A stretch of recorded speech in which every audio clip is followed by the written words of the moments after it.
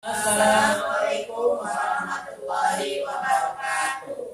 Kami perwakilan dari SDIT Darul Hijri. Perkenalkan, nama saya Ismail. Nama saya Siti Nurbayati. Nama saya Diba Adibah. Halo semua teman-teman KKG Gugus 3 Ciherang. Kami dari perwakilan SDIT Darul Hijri akan mempresentasikan mengenai asesmen nasional yang telah kami rangkum selama mengikuti kegiatan KKG selama 5 hari. Berikut penjelasannya.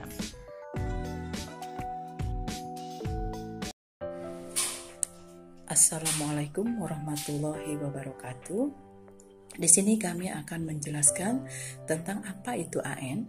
AN adalah asesmen nasional yang merupakan cara ukur yang efektif guna menghasilkan daya kemampuan berpikir secara kritis dan juga untuk meningkatkan mutu pendidikan pada satuan pendidikan dasar dan menengah. Tujuan asesmen nasional. Asesmen nasional bertujuan untuk meningkatkan mutu pendidikan. Di antaranya yaitu 1. Mendorong guru untuk mengembangkan kompetensi kognitif secara utuh. 2. Menunjukkan apa yang seharusnya menjadi tujuan utama sekolah, yakni pengembangan kompetensi dan karakter murid. Yang ketiga, memberi gambaran tentang karakteristik esensial sekolah yang efektif untuk mencapai tujuan tersebut.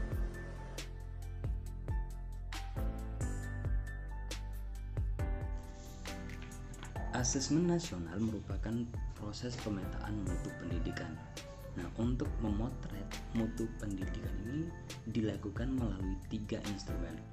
Yang pertama, AKM, yaitu asesmen kompetensi minimum. Yang kedua, survei karakter. Yang ketiga, survei lingkungan belajar.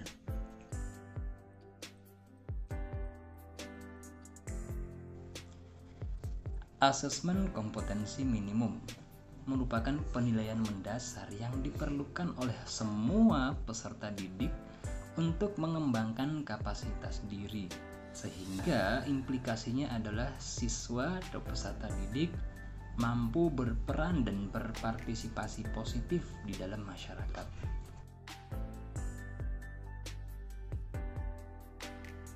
Apa yang diukur di dalam AKM? Yang diukur di dalam AKM ada 2 hal. Pertama, literasi membaca, dan yang kedua, numerasi.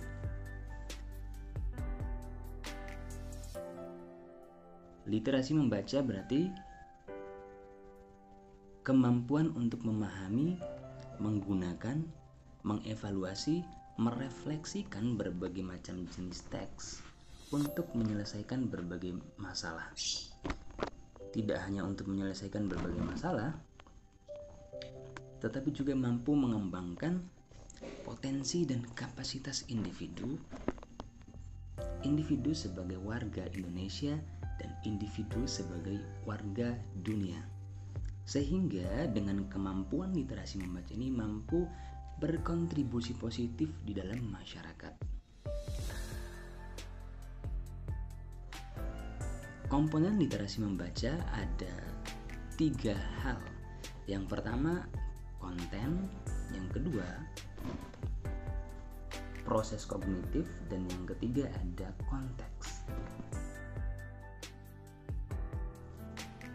Konten terbagi menjadi 2. Ada teks informasi, yaitu teks yang berkaitan dengan fakta-fakta dan data, seperti misalnya teks berita, teks iklan, teks prosedur, dan lain sebagainya. Sementara yang kedua ada teks sastra. Nah, dalam teks sastra ini contohnya seperti cerpen, novel, cerita rakyat, dan lain sebagainya. Komponen yang kedua ada proses kognitif. Di dalam proses kognitif ini ada 3 jenjang. Yang pertama, peserta didik dituntut untuk mampu menemukan informasi. Yang kedua, mampu menginterpretasi dan mengintegrasi informasi yang diperoleh. Dan yang ketiga, mampu mengevaluasi dan merefleksikan informasi yang diperoleh. Komponen yang ketiga yaitu ada konteks. Di dalam konteks ini terbagi menjadi 3 hal. Ada konteks personal, yaitu berkaitan dengan pengalaman, ide, gagasan secara pribadi, secara individu. Yang kedua ada konteks sosial budaya yang berkaitan dengan karakter sosial budaya dan kebudayaan masyarakat. Sedangkan yang ketiga ada konteks saintifik, yaitu yang berkaitan dengan ilmu pengetahuan, merupakan kemampuan berpikir yang mendasarkan diri pada konsep, prosedur, fakta, dan alat matematika untuk memecahkan berbagai permasalahan sehari-hari dalam berbagai jenis konteks yang relevan dengan individu, baik individu sebagai warga negara Indonesia maupun sebagai warga dunia. Sama halnya dengan literasi membaca. Numerasi juga memiliki 3 hal, yaitu ada konten, proses kognitif, dan konteks. Di dalam konten itu ada bilangan, pengukuran dan geometri, data dan ketidakpastian, dan aljabar. Sedangkan proses kognitif mencangkup 3 hal, ada pemahaman, aplikasi, dan penalaran. Sementara di bagian konteks ada 3, yaitu personal, sosial budaya, dan saintifik.